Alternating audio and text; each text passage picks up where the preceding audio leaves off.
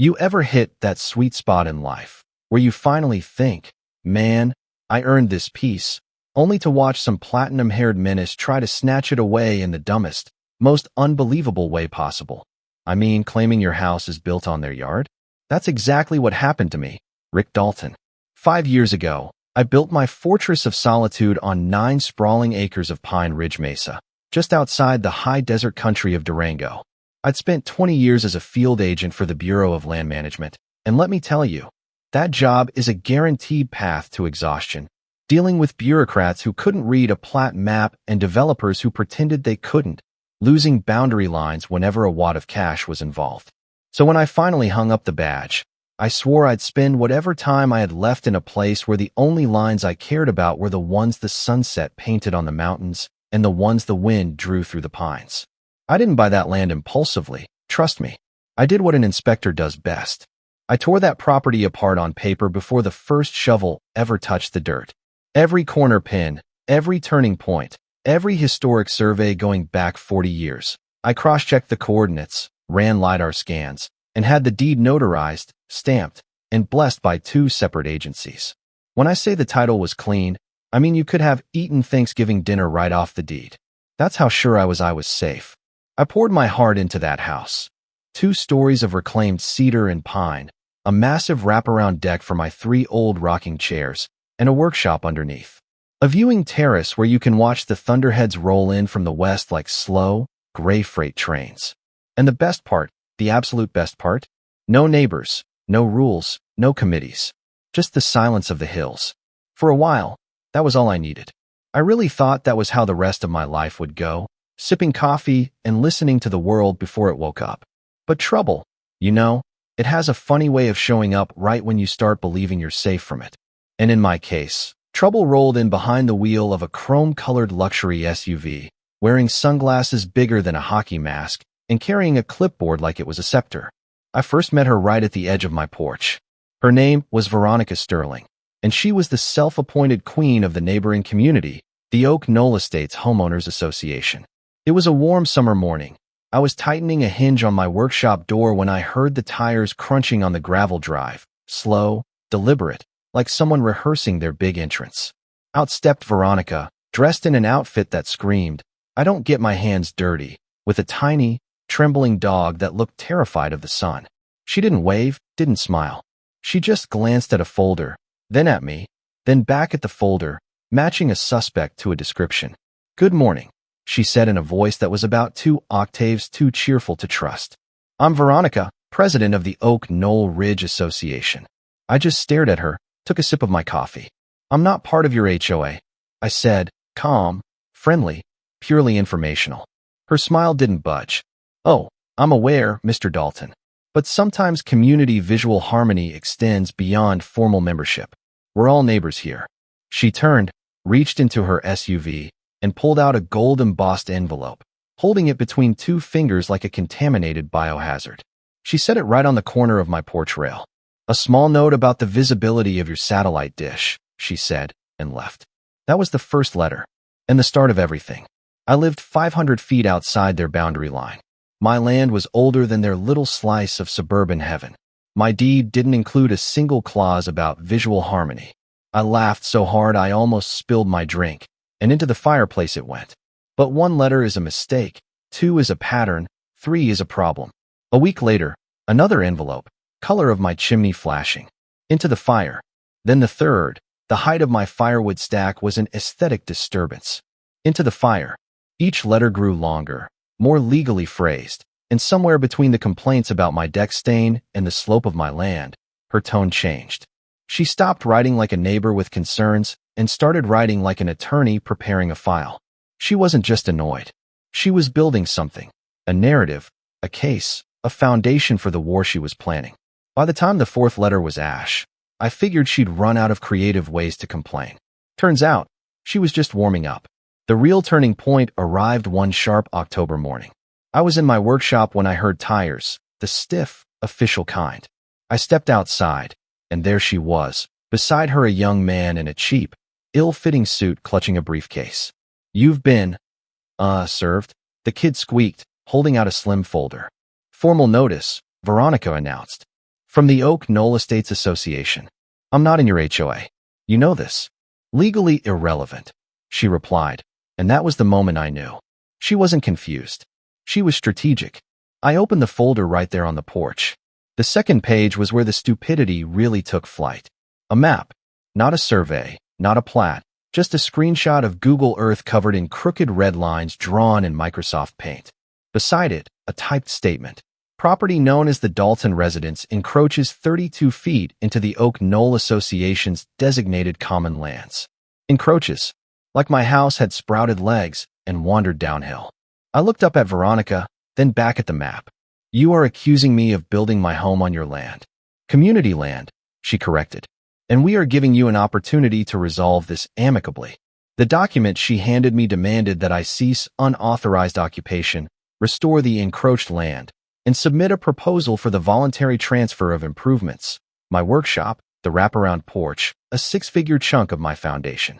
I laughed, an honest, involuntary laugh that echoed off the ridge. Veronica, I said, letting the warmth bleed out of my voice. You've got 20 seconds to get off my property before I call the county sheriff, who, by the way, I played poker with last Tuesday. She didn't flinch. We'll be following up shortly, Mr. Dalton. You just did, I replied. Now walk. She walked, but not before turning back toward the road and raising her voice, just enough for every neighbor's Ring camera to pick it up. You'll regret making this difficult.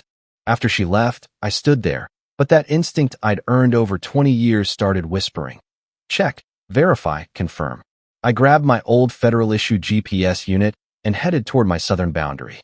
Immediately, the GPS chirped. The reading was pulling me somewhere it shouldn't, off by about 6 feet. I crouched down and brushed away the pine needles. There it was, a faint, soft circular impression in the soil, freshly filled. Someone had pulled a boundary pin and then put it back in the wrong spot. I kept walking and found the second hole, the third, the fourth. Each one a small scar where a marker once stood, each one a few feet off from its rightful location. This wasn't incompetence. This was tampering. Someone, likely at Veronica's direction, had walked the boundary, lifted the pins, and reset them to create the illusion that her land extended farther than it did. She hadn't just crossed a line, she tried to erase it. 2 days later, the Real professionals arrived right at sunrise, Mesa Point Geodetics. The crew chief was an old colleague, Sam. He could read a hillside the way a doctor reads an x-ray. Got your files, got your notes, he said.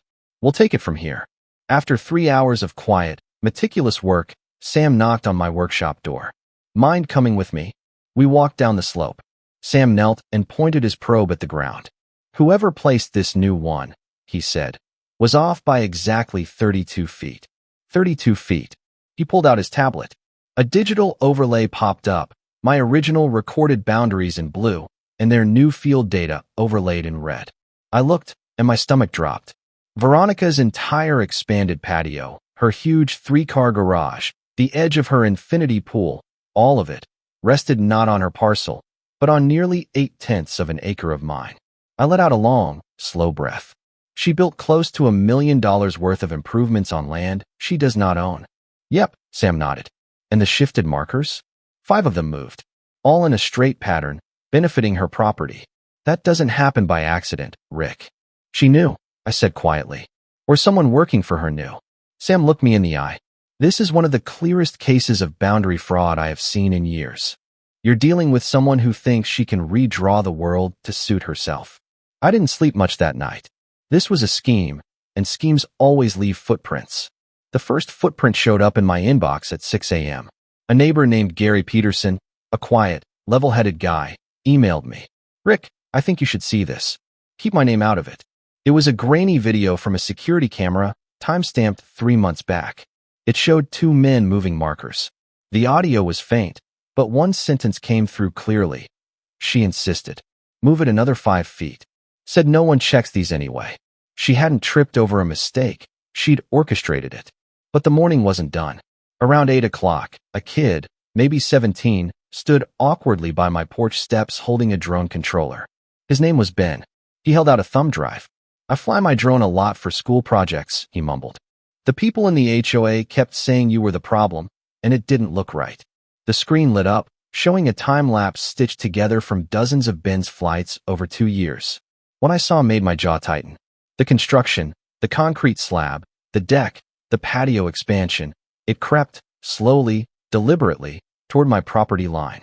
At one point, a retaining wall appeared overnight. Then, a new flower bed that conveniently covered one of the key turning markers Sam had identified. The truth was now undeniable. Mapped, measured, recorded from multiple angles. It was time to push back. I went back inside and opened the steel file cabinet. A boundary is a promise, and a broken promise has to be repaired. First, I filed an encroachment dispute with the county, submitting Sam's certified findings, photos, everything. The clerk who answered the phone recognized my name. "Oh, it's you. Is this about Veronica again?" A telling detail. Second, I drafted a cease and desist, warning that any continued use of the disputed land would be treated as willful trespass. Then came the final step. Arrogance hates one thing: sunlight. I logged into my old Facebook account and typed out a single sentence. If you're going to accuse someone of building on your land, make sure your $1 million garage isn't built on theirs. I didn't include names. Didn't have to. The post went viral. Veronica was in full panic mode on the private HOA message board, accusing people of spreading disinformation.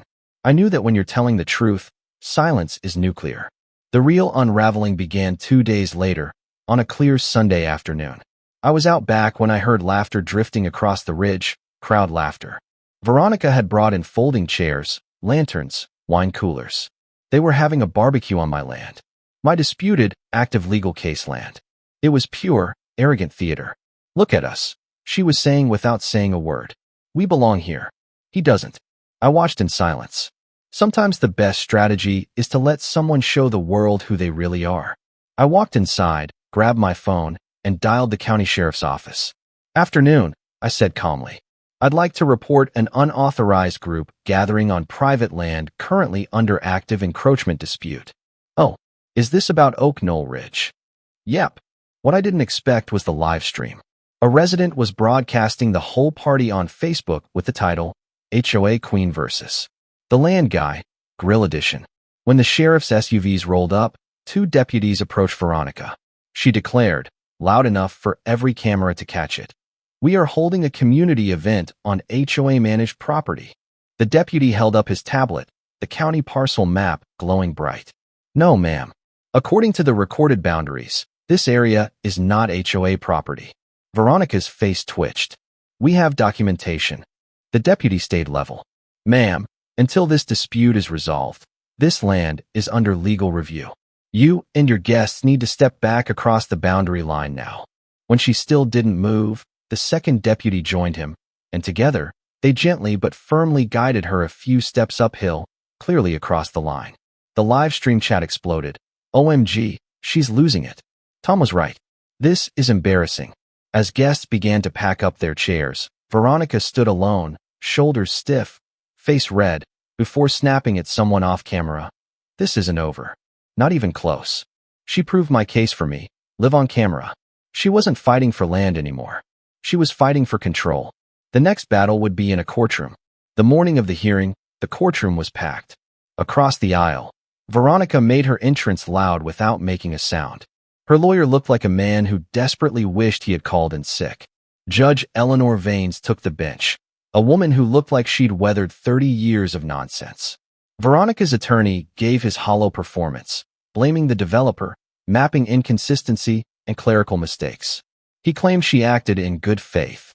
When my turn came, I simply handed the judge the original survey, then the independent GPS survey, then the drone footage, the county records, and the key piece of evidence, the HOA archive log showing Veronica had personally checked out the official survey months before she accused me. Every document was unshakable. Then came the audio.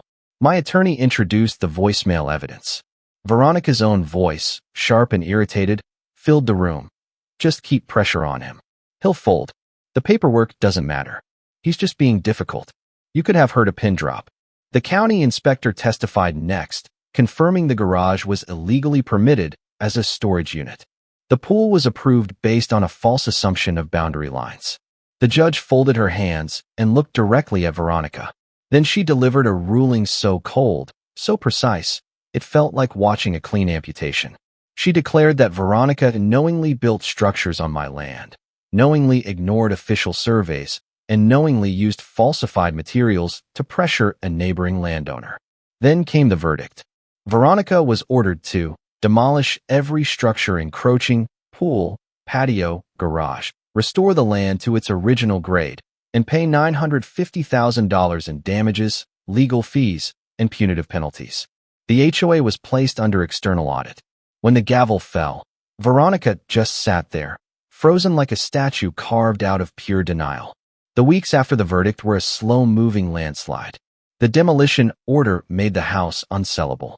She couldn't pay the mounting fines or the required demolition costs. She defaulted. The bank stepped in. One cold morning, a notice went up on the edge of Oak Knoll Ridge, foreclosure auction. Public sale. Condition, as is. When auction day arrived, I drove into town. I was one of 2 registered bidders left. The other was a local landscaper, who quickly saw the demolition order stapled to the file. The banker called the opening bid, $85,000. The landscaper shook his head. A tear-down sight with those liens? Not worth it. He didn't raise his hand. I lifted mine. 86. The banker was relieved. Sold, $86,000. Congratulations, Mr. Dalton. I signed the paperwork calmly, but inside, something shifted. It wasn't triumph. It was reclamation. That property was a legal nightmare for anyone else. But to me, it was the only piece of land on earth I understood down to the last blade of grass. I didn't need to fear the paperwork. I was the paperwork. I drove straight to the ridge, pulled up in front of Veronica's former palace. All of it empty now. All of it silent. The demolition crews came and went over the next 3 weeks, tearing out the pool, the patio, the huge garage foundation. They peeled everything down until the earth looked raw and honest again. Once the debris was hauled away, I called an old friend, Colonel Mark "The Rock" Johnson. Mark runs a nonprofit that helps combat veterans readjust to civilian life. Mark, I said when he picked up the phone, I think I'm ready to talk about that retreat project again. You finally got the land, Rick? I did, I replied. And the house that comes with it. I'll bring the team. They showed up, and for the next few months, the ridge echoed with the sound of hammers and laughter. We converted the mansion's guest rooms into small, comfortable living quarters. We built soundproof quiet rooms. And outside, we covered the pool pit, reinforced it, and turned it into a rooftop garden lined with planter boxes and a fire pit in the center. The first 5 veterans arrived on a Friday. They didn't need speeches. They just needed a place that felt steady. One evening, Mark walked up beside me on the terrace. You know, he said softly, places like this don't just happen, they're made. And this one's going to save some lives. I didn't have much of a response. I just felt the truth settle in, heavy and gentle. Watching them, one tending the fire pit, another looking out at the vast, star-filled sky, I realized something that had taken me 50-something years to understand. Peace isn't the absence of trouble. It's the presence of purpose. I'd fought for my land, but in the end, the land gave something back. Now, let me ask you. Veronica Sterling's behavior was clearly illegal, but do you think the nearly $1 million judgment and the loss of her home were a fair price for trying to redraw the map? Or was the fact that her property was converted into a veteran's retreat the real victory? Tell me your thoughts and your own HOA horror stories in the comments below. If this story resonated, hit that like button and subscribe for more deep dive looks into how everyday people fight for what's theirs. We'll see you in the next video.